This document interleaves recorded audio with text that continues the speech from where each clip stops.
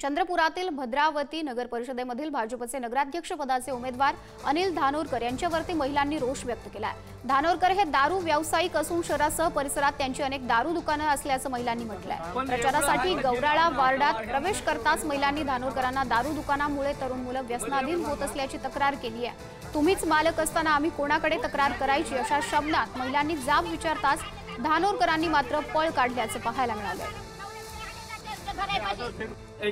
अरे तुम्ही नगरसेवक निवडून दिला ना, तुमचा नगरसेवक त्याचं काम मांडते नगरपालिकेत। माझ्या नगरसेवकाचं काम पण एवढं आहे का जेणेकरून आपल्या वार्डामध्ये नगरसेवकाचं काम नाही। थांबा, मला एवढं सांगा, बोलू मला वाटेल सांगा। माझ्या दारूचं दुकान आहे, पण जो बिना पेलेला जो बिना पेलेला आहे तो बोला। कोणी 2 नंबरचे विकत